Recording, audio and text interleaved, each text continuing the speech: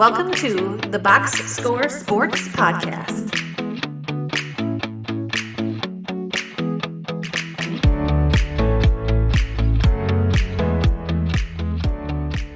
Welcome back, everybody, to the Box Score Sports YouTube channel. I'm your host, Ryan, and what we are doing is we are going to be previewing every single NBA team to celebrate tip-off week in the NBA. We're going to have videos of every team's, hopefully 10 minutes or less, of our favorite moves, least favorite moves. We're going to talk about questions, concerns. We're going to predict whether they're a playoff team, a contender, a lottery team, or a play-in team. We're going to hit on all those and every single teams. But before we get into it, like the video, subscribe to the channel, and let me know your thoughts on your favorite teams going into the season or on the team of each video that we will be posting.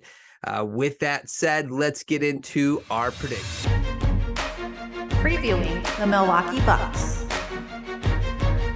So now let's talk about the Milwaukee Bucks. They were 58-24 last year, eliminated by the Miami Heat. They were 4-1.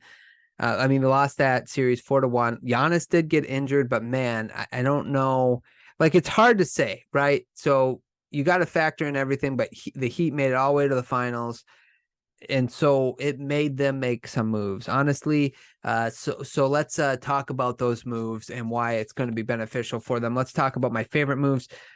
Getting rid of Bud. I understand he brought a championship, and I don't want to be a jerk, but Bud, what the kind of coach he is the kind of coach I think that can get your team from down here to this level. But he's always going to have a hard time getting from this level to this level. And it's because of his system. And I know he won a championship with it, but it's easy to do when you have maybe the greatest player on the planet at that time in Giannis. What it shows in deficiencies, though, is when he's not playing at his greatest, maybe when he's dealing with an injury and he can't play at the top level that he's normally used to playing at, your system has flaws. So like last year in the playoffs, and by the way, I live in Wisconsin, so like I'm around Bucks fans all the time.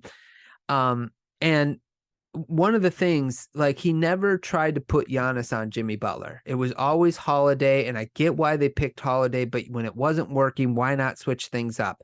They never doubled Jimmy Butler, very rarely.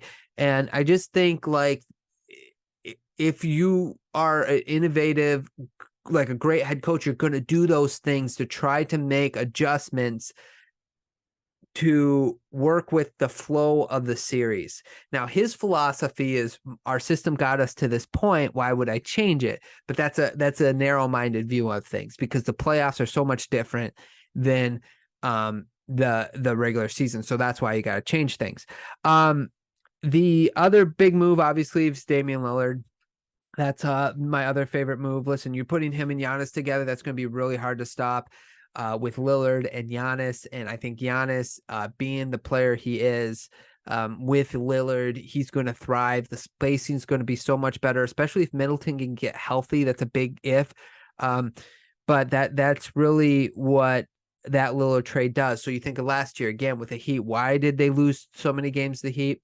It was because they couldn't score points on the offensive side of the ball. And because they couldn't score points on the offensive side of the ball, their defense kept collapsing because they would get mismatches on the other end, or transition points, or, you know, your mood, every time you miss the basketball, your mood just deflates. If you ever play basketball, you know what I'm talking about.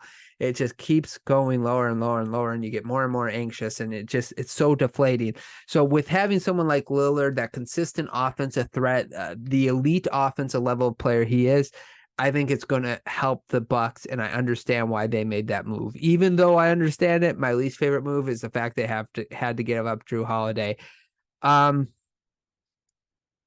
His defense is going to be hard to even kind of sort of replace, like even like 50, like 70% with what they have on their roster. And we'll talk about this in a second. I just don't know how successful that they're going to be with it. Now, with that also in mind, I don't understand why. I guess I wish they could have got rid of Middleton instead of Holiday. And if you would have had Holiday and Dame with Giannis that would have been so much better. And maybe they just couldn't do it. Maybe Giannis didn't want to get rid of Middleton. He was more comfortable getting rid of Drew. I don't know. Or maybe it was the Blazers are like, no, I want another asset so I can flip that asset. Because Holiday going to the Celtics kind of put a damper on what you did. And you kind of allowed that to happen by trading Drew Holiday to the Blazers. So I don't know. I think they're going to miss Holiday, especially on the defensive side of the ball. What they won't miss is Holiday going 4 of 18 or going down court and doing a step back mid-range jumper with 16 seconds on the shot clock. So that's what they won't miss. Now, let's see here. Biggest questions, comments, concerns. Switching offense for defense, is it going to pay off for them? Because that's what they did this offseason. We're going to get the offensive elite player and get rid of the defensive elite player. So will that pay off for them? That's something we'll have to wait and see. We're not going to get that answered until the playoffs, but we'll see how it goes throughout the season. And the one big question I have, obviously the first year head coach, how's he going to do throughout the season and into the playoffs? First year head coaches is tough. It's a learning experience. With that in mind as well, the question really I have too, who's going to defend your guards? Who's going to defend the guards on other teams? Because this is one of my biggest concerns for the Bucks. You need Beauchamp, you need Beasley, you need somebody to take an extra step to be a kind of a really good defender, because you have a lot of guards to play. You have Brunson, you have Mitchell and Garland. You have Derek White and Jaylen Brown. Like, who's guarding those guys? Who's going to play defense on those players? And I don't think, as of right now, they don't have people on their roster that can do that. So that we know of. So that's really the biggest question, because in the playoffs, Damian Lillard cannot be guarding Donovan Mitchell or Garland. You need players to do that. And if it puts them behind the 8 ball, the fact that they're now granted, somebody has to guard Damian Lillard too, but it's still a huge question of, can, like, Holiday guards Lillard. Okay, now who's guarding Jaylen Brown and Derek White?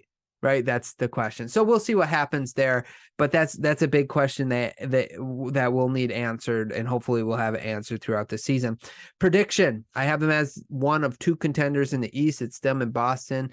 I think I have the Bucks a little ahead of Boston right now, but that can always flip just to see how the season goes.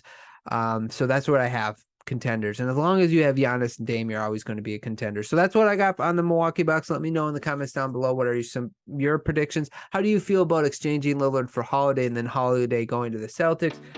Yeah, let me know in the comments down below. Like the video, subscribe to the channel. Thanks so much for watching. I hope you guys enjoyed, and we'll talk to you guys soon. Thanks so much for watching this clip of the Box Score Sports Podcast. I hope you guys enjoyed. If you haven't yet, please subscribe to our channel. Follow us on Instagram and Twitter or X. And we'll talk to you guys real soon. See ya.